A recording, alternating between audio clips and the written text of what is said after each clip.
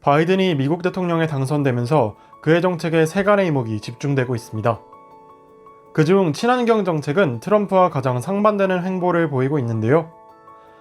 바이든은 트럼프가 탈퇴했던 파리 기후변화 협약 재가입, 2050년 탄소 배출 제로 달성, 향후 4년간 친환경 사업에 2조 달러를 투자하는 등 굉장히 공격적으로 친환경 정책을 내세우고 있습니다. 이에 미국에선 전기차나 청정에너지 같은 친환경 산업들이 바이든의 주도하에 탄력을 받아 큰 성장을 할 것으로 기대되는데요. 그런 의미에서 이번에 소개해드릴 기업은 글로벌 친환경 에너지 기업 1위인 넥스테에라 에너지입니다.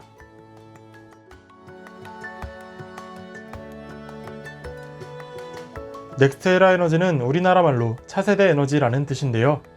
미국은 이런 친환경 에너지 산업의 규모가 석유 산업의 뒤를 발빠르게 쫓아가고 있습니다. 일례로 작년 10월 넥스테에라 에너지의 시가총액이 미국 최대 석유 기업 엑손모빌의 시가총액을 잠시 추월하기도 했죠. 불과 10년 전만 해도 단지 플로리다주의 지역 발전 회사였던 기업이 미국 전역에 태양광, 풍력 발전소를 세우면서 미국 최대 신재생 발전 사업자로 자리매김한 것입니다. 하지만 이제 시작입니다. 미국에서 신재생 에너지 비율이 석탄 에너지 비율을 넘어선 건 1년도 되지 않았고 아직도 석유 에너지 비중은 3분의 1이 넘습니다. 게다가 향후 전기차 수요가 많아질 만큼 전력 설비에 대한 수요도 급증할 전망이죠.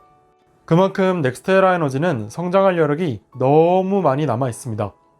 경쟁사와의 점유율 경쟁이 있지 않냐고 되물을 수도 있겠지만 글로벌 친환경 기업 2위인 엔엘과 비교해봐도 넥스테에라 에너지의 영업이익과 시가총액은 압도적입니다. 무엇보다 이런 종류의 사업은 진입장벽이 매우 높은지라 별다른 규제가 없는 한 나중엔 사실상 독점 형태를 이루게 될 가능성이 큽니다. 넥스테에라 에너지는 지주회사로서 플로리다 파워 앤 라이트 컴퍼니, 걸프 파워, 넥스테에라 에너지 리소스 이렇게 세 회사를 자회사로 보유하고 있습니다. 2019년 기준 매출 비중은 FPL이 63%, 리소스가 29%, 걸프 파워가 8%지만 재생에너지를 개발하며 태양광 설비와 에너지 저장 장치에 꾸준한 투자를 하는 리소스가 넥스테에라 에너지의 핵심 성장 동력입니다. 리소스의 재생에너지 개발 파이프라인은 매해가 지날수록 그 규모가 압도적으로 커질 전망이죠. 이렇게 좋은 성장 기대치를 가졌는데 신기술까지 더해진다면 어떨까요?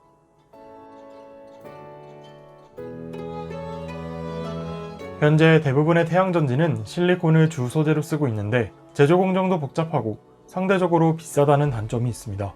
하지만 실리콘의 광전 효율은 20에서 25%대로 상대적으로 효율이 뛰어나고 독성도 적어서 오늘날에 이르기까지 쓰이고 있죠. 그런데 실리콘의 뒤를 바짝 따라잡는 신소재 페로브스카이트가 있습니다. 페로브스카이트는 실리콘에 비해 가공이 쉽고 합성 재료도 다양한 데다 저렴하기까지 하지만 기술적 한계로 인해 광전 효율이 상대적으로 낮고 오래 사용할 경우 안전성이 떨어져 그 빛을 발하지 못하고 있었습니다. 10년 전만 해도 페로브스카이트의 광전 효율은 실리콘보다 훨씬 뒤떨어지는 4에서 6%밖에 안 됐었죠. 그런데 2012년엔 9.7%, 2016년엔 22.1%의 효율을 보이는 페로브스카이트 태양전지의 연구 결과가 발표되면서 점차 그 우수성이 증명되기 시작했습니다. 무려 2019년 8월엔 우리나라 연구팀과 MIT의 합작으로 페로브스카이트가 25.2%의 효율을 보이기도 했죠. 아직 안정성이나 주원료인 납의 독성 문제 등 해결할 것들은 많지만 페로브스카이트가 상용화되는 것은 시간 문제입니다. 게다가 그로 인해 장기적으로 가장 많은 이득을 볼 기업은 바로 넥스테에라 에너지가 되겠죠.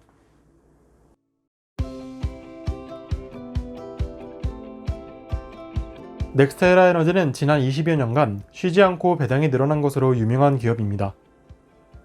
2020년에는 코로나19에도 불구하고 배당은 전년 대비 12%나 증가했죠. 가이던스에 따르면 2022년에도 배당은 10% 이상 증가할 전망입니다. 수익지표는 어떨까요? 글로벌 1위 친환경 기업답게 매출액 스케일부터가 10조 단위입니다. 2020년 추정 영업이익은 5조 7천억에, 순이익은 업종 평균 순이익률 18%를 훨씬 상회하는 25%의 순이익률을 보이고 있습니다. ROE도 10% 이상으로 투입 자본 대비 돈을 아주 잘 벌고 있네요. 가게로 치면 똑같은 재료로 장사하는데 더 많은 이익을 내는 것인 셈이죠. 근데 여기서 한 가지 짚고 넘어갈 사안이 있습니다. 넥스테라 에너지 자회사 중 FPL과 걸프파워가 수익 규제를 받고 있기 때문에 아직 ROE가 10% 정도에서 머물러 있는 것입니다. 이는 기업의 독점적 구조로 인해 소비자에게 피해가 가지 않도록 하기 위함인데 리소스에게는 해당 사항이 없습니다. 앞으로 리소스의 매출 비중이 더 늘어나게 된다면 넥스테라 에너지는 더 많은 순이익을 남길 수 있겠죠.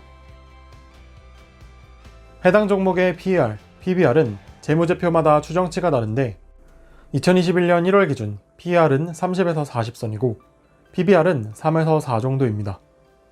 현재 기업 가치에 비해선 고평가되어 있다고 판단할 수 있겠으나 앞으로 성장 가치와 비교한다면 낮은 수치라고 판단됩니다.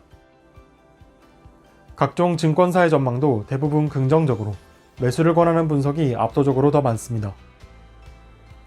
심지어 에너지 섹터에 대해 부정적인 의견을 제시한 오펜하이머도 넥스테라 에너지는 섹터 전반 흐름과는 별개로 인식되어야 한다며 부정적인 흐름의 예외적인 기업이라고 인정할 정도이니 이 기업이 얼마나 매력적인지는 더 설명 안 해도 되겠죠?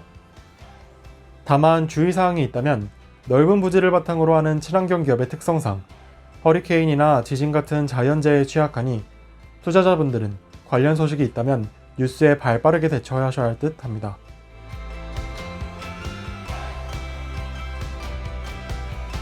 지금까지 글로벌 친환경 기업 1위 넥스테라 에너지에 대해 살펴보았는데요.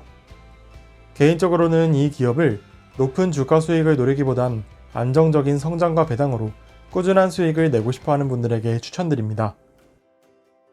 그리고 어디까지나 투자는 본인 몫이라는 것 잊지 마시고 내용이 도움되셨다면 구독과 좋아요, 알림 설정까지 꼭 눌러주세요.